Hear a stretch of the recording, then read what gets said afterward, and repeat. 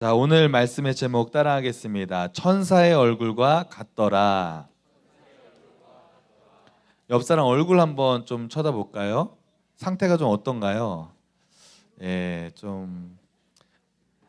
사람의 얼굴을 보면 그 사람의 지금 기분의 상태가 어떤지를 알 수 있습니다. 그래서 보통 우리가 함께 지내는 친구들이나 가족들을 이렇게 보다 보면은 유난히 그날 따라서 안색이 좀 안 좋을 때가 있어요. 그러면 우리는 좀 걱정이 되죠. 그래서 우리가 얼굴 표정이 안 좋으면 우리가 뭐라고 그래요? 괜찮아?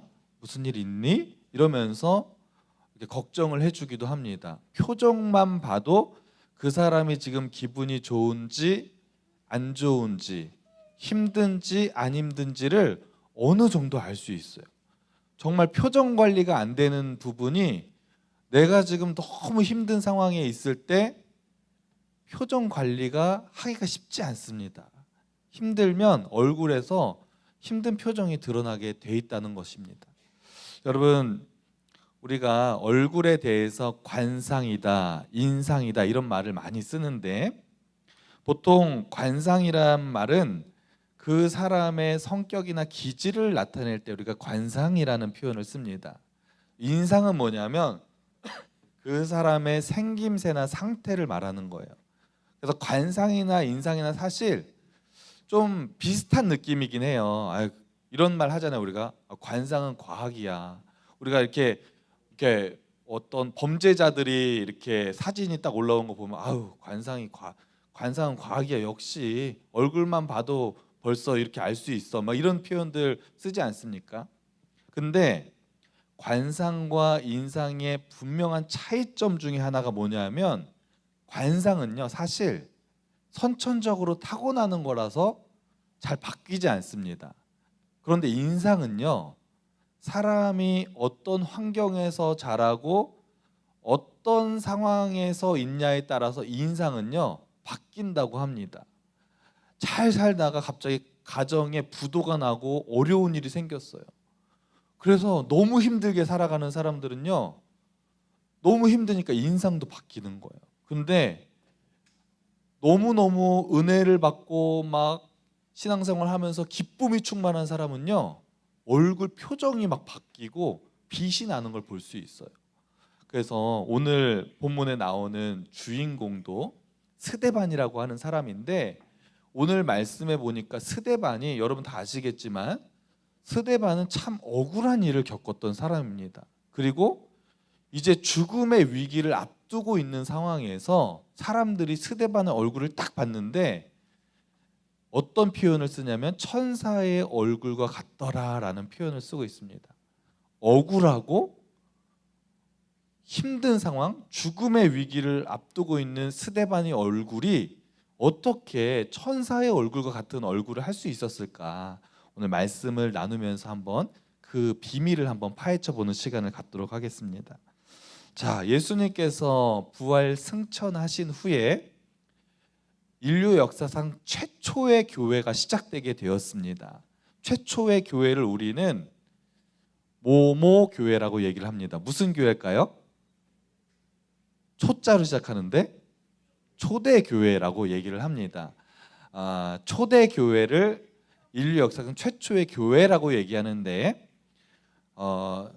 초대 교회는 그 당시에 어떤 한 교회만을 지칭하는 것이 아니고 사도들이 활동하던 시대의 교회 공동체를 얘기하는 거예요. 그런데 교회 건물적인 교회가 최초의 건물적인 교회는 이스라엘에 있는 예루살렘 성전, 예루살렘 교회였습니다. 근데 예수님이 부활 승천하신 후에 초대 교회가 급속도로 부흥하기 시작하는데 베드로가 막 설교를 했더니 한 번에 3,000명, 5,000명 동시에 믿는 역사들이 일어났어요. 그래서 예수님이 승천하신 후에 1년에서 2년 사이에 예수님을 믿는 성도의 수가 몇 명까지 폭발적으로 증가하냐면 10,000명이 넘어서게 됩니다. 이스라엘 그 예루살렘 도시의 인구가 그 당시에 몇 명이었냐면 8만 명 정도 되었다고 합니다. 그런데 그 작은 도시 안에 예수님을 믿는 사람이 갑자기 증거하게 됐는데, 10,000명이 1년에서 2년 사이에 10,000명이 넘는 성도가 갑자기 생기게 되는 거예요. 그런데 우리 중고등부가 지금 합쳐서 학생만 한 100명 좀 넘게 이제 우리가 출석을 하고 있는데, 만약에 제가 혼자, 우리 윤승환 목사님도 없이 제가 혼자 이 100명의 학생들을 다 담당해서 사역을 한다면, 설교도 제가 하고 선생님들도 없이 제가 혼자 공과도 제가 다 하고, 막 1학년 1반, 2반, 3반 뭐 제가 그냥 공과 다 하고 신방 다 하고 제가 막 상담도 다 하고, 이런 혼자서 여러분 100명을 제가 다 사역을 감당한다 그러면 제가 몸이 나만 알까요? 안 나만 알까요? 감당이 정말 쉽지 않습니다. 그래서 저는 함께 우리가 사역하는 윤승환 목사님이 옆에 있어서 너무 감사하고, 우리 교장 선생님들이 있어서 너무 감사하고, 우리 부장 선생님들, 우리 선생님들이 옆에 함께 우리 중고등부 학생들을 가르치는 사역을 같이 그 사역을 감당해 주셔서 저는 얼마나 감사한지 모르겠습니다. 우리 선생님들, 우리 교장 선생님들, 부장 선생님들 수고하신다. 우리 박수 한번 우리 할까요? 아유, 너무 감사한 거예요, 여러분. 너무 감사한데, 그 당시에 예루살렘 교회, 초대 교회의 성도의 수가 10,000명이 넘었다 그랬죠. 그런데 그 10,000명을 감당해야 되는 사역자가 몇 명이었냐? 12명의 사도들밖에 없었습니다. 그러니까 10,000명, 제가 그냥 10,000명 이렇게 했지만 10,000명 훨씬 넘는 숫자였어요. 근데 12명의 사도가 그 10,000명이 넘는 사람들을 케어하고 가르치고 설교하고 이런 걸 하려면 한 명당 몇 명을 맡아야 되냐면 대략 한 1,000명 정도 이상을 사도들이 다 관리를 하고 돌보고 말씀을 전하고 이렇게 해야 되는 거예요. 쉬워요, 안 쉬워요? 쉽지 않습니다. 그러니까 교회가, 초대교회가 굉장히 폭발적으로 부흥하는 건 너무 좋고 감사한 일인데, 사람이 많아지다 보니까 교회 안에 여러 가지 문제들이 발생하기 시작합니다. 여러분, 교회에 사람이 갑자기 많아지게 되면 어떤 문제가 발생할까요? 어떤 문제가 발생할까요? 갑자기 사람이 갑자기 많아져. 여기 우리 중고등부 지금 100명 이렇게 하는데 갑자기 막 부흥해가지고 막 500명씩 갑자기 예배를 드려요. 어떤 문제가 발생할까요? 그렇게 되면 자리도 좁고 여러 가지 불편한 상황들이 생기겠죠. 그러니까 초대교회 안에 갑자기 부흥하는 건 좋았지만 그로 인해서 어떤 갈등과 어려움이 생겼는데, 첫 번째로 문제가 두각되기 시작한 게 뭐였냐면, 구제하는 일에 대해서 어떤 어려움이 생기기 시작했어요. 교회가 성장하고 사람들이 은혜 받고 좋으니까 교회가 무슨 일을 했냐면, 자기의 재산을 막 교회에다가 다 주면서 이거 다 어려운 사람들 우리 다 나눠주세요 그러면서, 이런 일들이 누가 시켜서 한 것도 아니고 자발적으로 일어나게 되었어요. 그러니까 이제 교회 사도들이 그런 교회에 헌금이 된 돈으로 어려운 사람들을 이렇게 돕는 역할들을 했거든요. 근데 인원이 막 10,000명씩 되다 보니까 누가 어려운지 누가 어렵지 않은지를 파악하는데 어려움이 겪게 됐어요. 그러니까 도움을 제대로 받는 사람도 있었지만 나는 진짜 어려운데 누구는 도움을 받는데 나는 도움을 못 받는 거예요. 서운해요, 안 서운해요? 서운하죠. 그러니까 이런 서운함과 상처받는 일들이 막 교회에서 막 벌어지기 시작하고, 구제로 인해서 막 여러 가지 막 갈등이 막 생기고 막 교회가 막 분란이 일어나게 되는 거예요. 그래서 12명의 사도들이 긴급 회의를 하기 시작했습니다. 다 모여보십시오. 우리 회의합시다. 그래서 이제 도저히 안 되겠습니다. 이거 너무 인원이 많으니까 우리가 이거 다 케어할 수 없어요. 그러니까 우리 이 10,000명이 넘는 성도들을 관리하는 건 불가능하니까 교회 일꾼을 좀 세웁시다. 이렇게 회의를 해서 7명의 리더를 세우기로 결심을 합니다. 그래서 교회의 성도들에게 이제 선포를 하는 거예요. 우리가 이제 리더를 7명을 세울 거니까 여러분 이제 리더를 뽑을 거니까 저희가 이제부터 그 누구를 뽑을지 이제 기준을 얘기하겠습니다. 여러분이 직접 뽑아 주십시오. 그리고 기준을 얘기하는 게 오늘 본문 6장 3절에 기록되어 있습니다.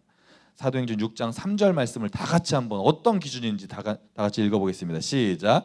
현재들아 성령과 지혜가 충만하여 칭찬받는 사람 7을 택하라. 아멘. 여기까지만 읽겠습니다. 몇 명을 택하라고요? 7명을 택하는데 기준이 있었어요. 아무나 뽑는 게 아니라 3가지 기준이 있었습니다. 첫 번째는 성령이 충만하고, 또 하나는 지혜롭고, 또 하나는 뭐예요? 칭찬받는 사람. 여러분 학교에서 정교 회장 뽑아야 안 뽑아요? 회장 뽑죠. 반에서도 회장, 부회장, 뭐 임원들 뽑지 않습니까? 또 우리 교회에 우리 중등학교, 고등학교 연합단 있습니다. 어제 찬양 집회할 때 우리 연합단 와서 막 가봉 포장하고 얼마나 고생했는지 몰라요. 여러분이 잘 모르실 수도 있는데 지금 우리 중등학교, 고등학교에 있는 연합단들이 우리 중고등학교 공동체를 위해서 보이지 않는 곳에서 정말 열심히 봉사하고 헌신하고 있어요. 근데 여러분 연합단 뽑을 때, 연말에 뽑을 때 아무나 뽑아요? 신중하게 뽑아요? 신중하게 뽑죠. 그냥 야, 너 그냥 해, 이게 아니라 회의도 하고 서로 추천도 하고, 학교에서 회장을 뽑을 때도 여러분 아무나 뽑지 않습니다. 인정받고 칭찬받는 사람들, 어느 정도 그것을 감당할 수 있는 사람들에게 어느 정도 평판이 좋은 사람들을 투표라는 것을 해서 우리가 뽑습니다. 그 당시에도 7명의 집사를 뽑는데 아무나 뽑은 것이 아니라 사도들이 기준을 얘기해주고 그 기준에 따라서 정말 사람들에게 인정받고 믿음이 좋은 사람을 뽑았다는 거예요. 그때 뽑힌 대표적인 사람의 이름이 따라하겠습니다. 스데반. 스데반 많이 들어봤을 거예요. 스데반이 성경에 보면 믿음이 좋고 성령이 충만한 사람이다 라고 이렇게 얘기했습니다. 근데 그냥 어느 정도 믿음이 좋은 게 아니라 스데반이 얼마나 믿음이 좋고 하나님이 스데반에게 어떤 능력을 주셨는데, 스데반이 아픈 사람한테 막 기도하잖아요. 그냥 막 신유의 은사도 하나님 막 주셔서 막 놀라운 기적의 역사들이, 사도 12명의 사도들이 기도하고 사역할 때 나타났던 그런 놀라운 기적의 역사가, 이 스데반도 그런 기적의 역사들이 하나님의 능력을 주셔서 그런 일들이 막 일어나고 있었습니다. 그리고 복음을 전하고 말씀을 전할 때마다 막 은혜 받는 사람들이 있고, 정말 이 스데반을 존경하는 사람들, 그 믿음을 본받고 싶어하는 사람들이 너무나 많이 있었어요. 그러다 보니까 이 스데반을 시기하고 질투하는 사람들이 있었습니다. 어느 날 이 스데반이 회당에 가서 말씀을 전했어요. 그러니까 7명의 리더를 세웠는데 말씀을 전하는 것은 12명의 사도들뿐만 아니라 7 집사들도, 7명의 이 리더들도 말씀도 전하는 사역을 감당했어요. 근데 회당이라는 곳에, 이스라엘 곳곳에 이제 회당들이 있었거든요. 거기서 이제 말씀을 어느 날 전하고 있는데 거기에 있던 헬라파 유대인들이 논쟁이 벌어지게 되었어요. 스데반이 말씀을 전하니까 그거에 대해서 이스라엘 문화는 약간 이렇게 논리적으로 서로 토론하는 그런 문화가 발달돼 있었는데, 헬라파 유대인들이 그 회당에서 같이 예배를 드리다가 스데반이 하는 얘기들을 듣고 공격하기 시작했습니다. 헬라파 유대인들은 누구냐 하면 그 당시에 이스라엘 땅에서 계속 산 사람들이 아니라 옛날에 포로 시대에 다른 헬라권에, 그리스, 로마 이런 헬라 문화권에서 있는 나라에서 살다가 다시 이스라엘로 들어온 사람들. 그러니까 이 사람들은 어떤 특징이 있냐면 굉장히 똑똑합니다. 헬라 문화권에서 그 당시 최고의 학문이 헬라 학문이었는데, 그런 어떤 수사학, 논리학, 철학 이런 교육들, 최고의 교육을 받았기 때문에 사실 그 헬라인 헬라파 유대인들은요 말로는 지지 않는 사람들이었어요. 누군가 이렇게 토론을 하거나 말로 이렇게 서로 싸우잖아요. 말로 절대 지지 않는 굉장히 똑똑한 사람들이었어요. 근데 스데반이 앞에서 설교를 하니까 공격을 하기 시작하는 거예요. 저 사람이 그냥 질투나고 시기가 막 생기다 보니까 막 공격을 하는 거예요. 그래서 막 공격을 했어요. 논리적으로 막. 그랬는데 스데반이 뭐가 충만했다고요? 성령이 충만하면 누가 지혜를 주셔요? 하나님이 지혜를 주시니까 세상에 아주 배우고 엄청난 지식을 배웠다는 사람들이 아무리 논리적으로 설명해도 스데반이 그거는 A가 아니라 B고 이렇게 해서 논리적으로 딱 얘기하니까 그 사람들이 상대가 그냥 안 되는 거예요. 그래서 이렇게 막 공격을 하다가도 또 말을 하니까 또 받아치지를 못하고 그러니까 화가 더 나는 거예요. 그래서 이 헬라파 유대인들이 그 사건을 중심으로 이 스데반을 본격적으로 미워하기 시작합니다. 그래서 이 스데반을 미워하는 세력들이 생기기 시작하는데 그 세력들 중에 대표적인 사람들이 누구였냐면 그 유대인 종교 지도자들, 바리새인, 서기관, 사두개인 이런 종교 지도자들이었습니다. 스데반이 능력이 뛰어나서 그를 싫어한 것도 있었지만 결정적으로 두 가지 이유 중에 하나는 뭐냐면 스데반이 막 설교를 할 때 어떤 설교를 하냐면 지금 종교자들 굉장히 타락해 있었거든요. 그런 것들을 막 지적하니까 자신들이 공격을 당하니까 싫어했어요. 또 하나는 뭐냐? 스데반이 설교했던 핵심 내용 중에 하나가 뭐냐면 예수님은 그리스도이십니다. 이렇게 말씀을 전하는 거예요. 여러분 그리스도라는 건 구원자라는 얘기거든요. 예수님이 우리의 구원자 되심을 여러분 믿으십니까? 우리는 예수님이 우리를 구원하시기 위해 이 땅에 오셨다는 걸 믿어요. 그리고 당연히 스데반은 예수님이 우리의 구원자 되심을 선포하고 말했어요. 그런데 그걸 유대인 지도자들이 싫어했어요. 왜 싫어했을까요? 유대인 지도자들은 율법을 지금까지 엄청나게 배웠다는 사람들인데 예수님의 존재를 믿지 않았어요. 예수님 구원자가 아니다. 하나님만이 우리의 신이다. 이것을 믿었기 때문에 스데반을 싫어했습니다. 그래서 이들이 본격적으로 스데반을 죽이고 싶어 했어요. 막 죽이고 싶은 마음에 음모를 꾸미기 시작하고 거짓 증언을 이제 하기 시작하는데 돈을 주고 사람을 매수합니다. 지난 금요일 날 금요 성령의 불 기도회 들으셨던 분들은 아시겠지만 억울한 거에 대해서 얘기했죠. 사람을 돈 주고 사서 스데반에 대해서 하나님을 모독했다고 거짓 소문을 쫙 이스라엘 땅에 퍼뜨리게 합니다. 그리고 거짓 증인을 세워서 고소를 하게 만듭니다.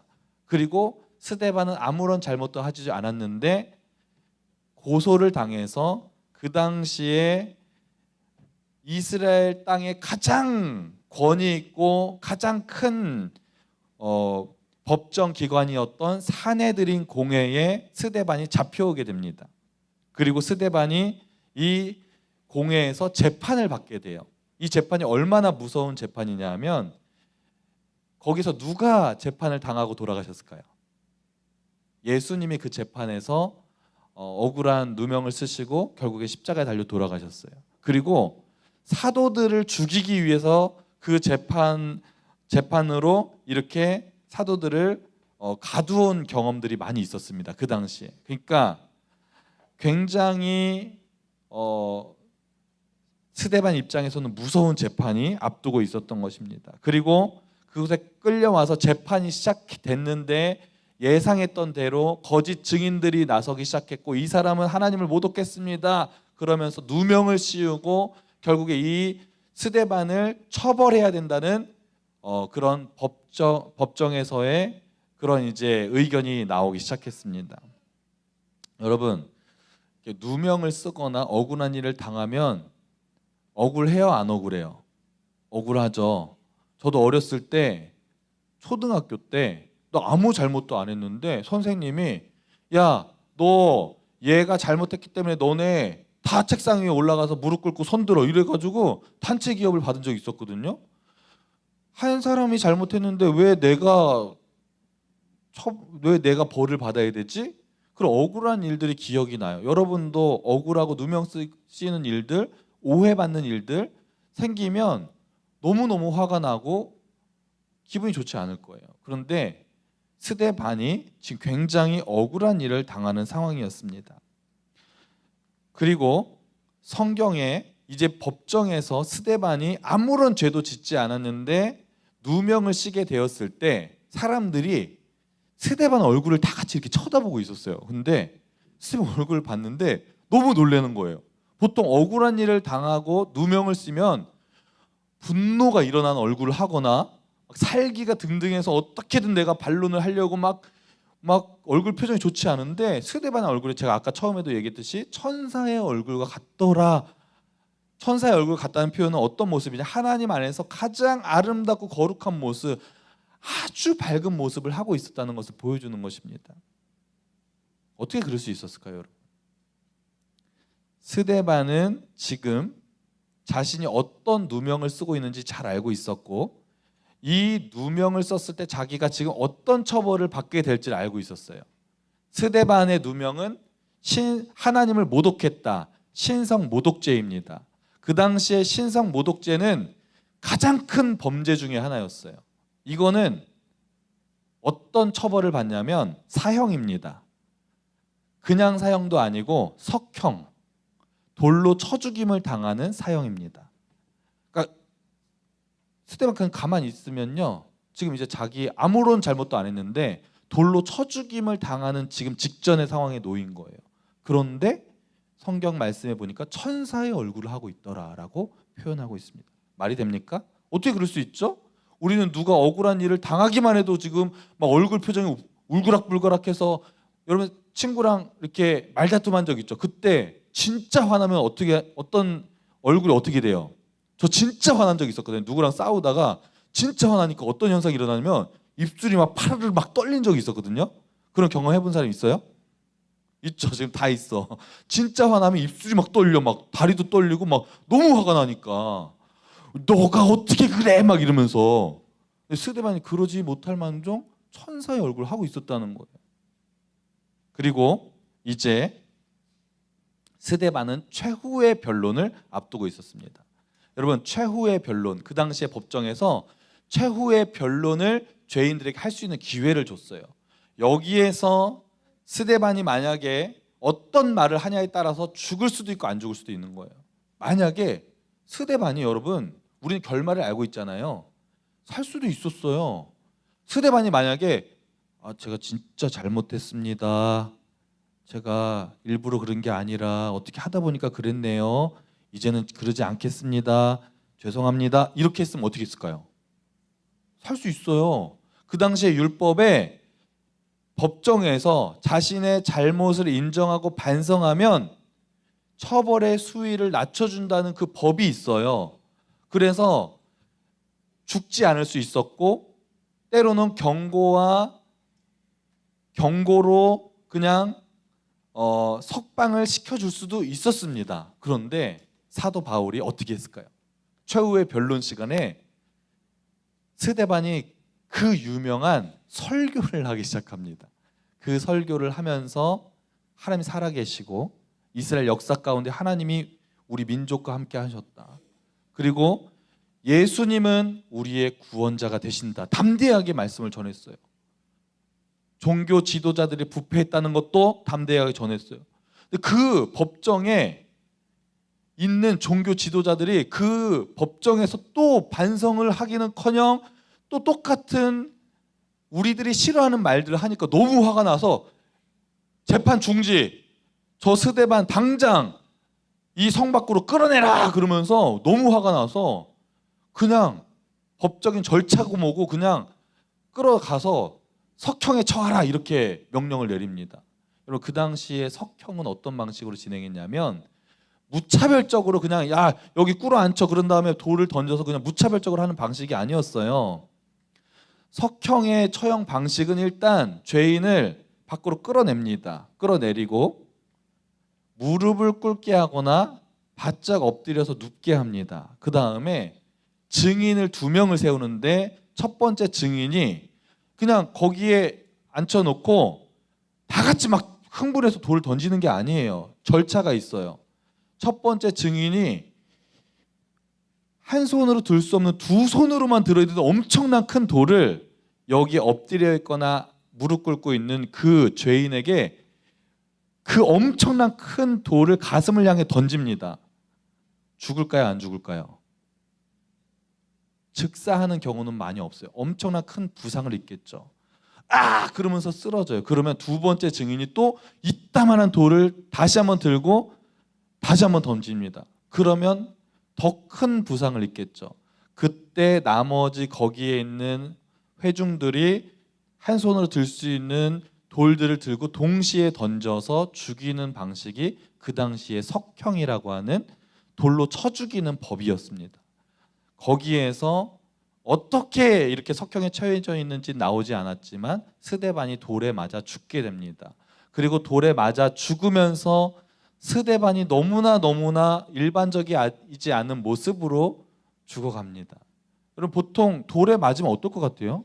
여러분 지금 여기 내가 갑자기 끌려서 여기 있어. 그리고 수십 명의 사람들이 동시에 나에게 돌을 던진다. 내가 지금 돌을 맞는다고 한번 생각해 보세요. 아플까요? 안 아플까요? 어디 맞을지도 몰라. 이미 엄청난 큰 돌을 맞았어. 엄청 고통스럽겠죠. 거기에서는 그냥 비명밖에 나오지 않을 상황일 거예요. 근데 거기에서 스데반이 어떤 행동을 하냐면 하나님께 기도를 하고 있어요. 돌을 맞으면서 막 피를 질질 흘리면서 하나님 저의 영혼을 받아주십시오. 그러면서 뭐라고 기도하냐면 하나님 저들을 용서해 주십시오. 저들의 죄를 저들에게 돌리지 말아 주십시오. 그러면서 원수를 용서하는 기도를 하는 거예요. 그 돌을 맞으면서. 여러분 그게 가능할까요? 말씀을 정리하겠습니다.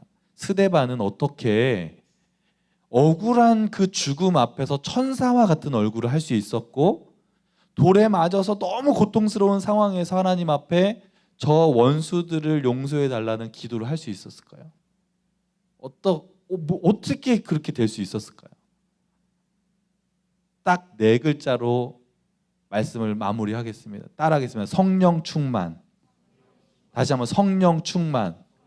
사도 바울이 성령 충만했기 때문이에요.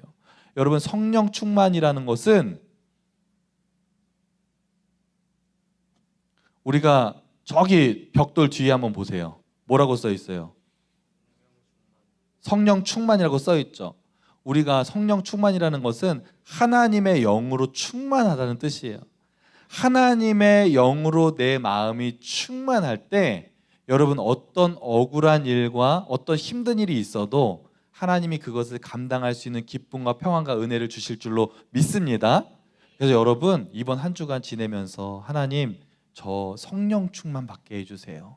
그래서 하나님의 영으로 충만하면 하나님이 여러분의 마음의 생각과 행동을 하나님이 뜻대로 하나님이 그 어려움을 감당할 수 있는 은혜를 주실 줄로 믿고 그렇게 믿음으로 승리하는 삶을 살아가는 우리 모두가 되기를 간절히 소망합니다. 기도하시겠습니다. 하나님 감사합니다. 스데반은 너무나 억울한 일 앞에서 또 죽음 앞에서 천사의 얼굴을 할 수 있었던 것은 또 돌에 맞아 죽으면서도 그 원수들을 위해서 기도할 수 있었던 것은 그가 성령으로 충만했기 때문인 줄로 믿습니다. 하나님, 그가 성령으로 충만했고 그 안에 하나님의 영으로 가득했기 때문에 그가 그 어려운 상황 속에서도 믿음으로 하나님을 바라볼 수 있었던 것처럼 우리가 인생을 살다 보면 힘들고 어려운 일이 있을 때 억울한 일을 당할 때 너무 화가 나고 분노하는 마음이 치밀어 오르지만 내 힘으로 그것을 감당할 수 없지만 성령으로 우리의 마음을 충만하게 하여 주셔서 하나님의 영으로 우리의 마음이 충만하게 하여 주셔서 하나님이 주시는 평안과 기쁨으로 그 힘든 상황도 감당할 수 있도록 하나님 붙잡아 주시옵소서. 이제 성만찬 예식을 시작합니다. 이 거룩한 예식을 통해 예수님의 십자가의 은혜와 사랑을 우리가 다시 한번 깨닫게 하시고 기억하게 하시고 예수님과 동행하는 삶을 살아가는 우리 모두가 될 수 있도록 인도하여 주옵소서. 이 모든 말씀 예수님의 이름으로 기도합니다. 아멘.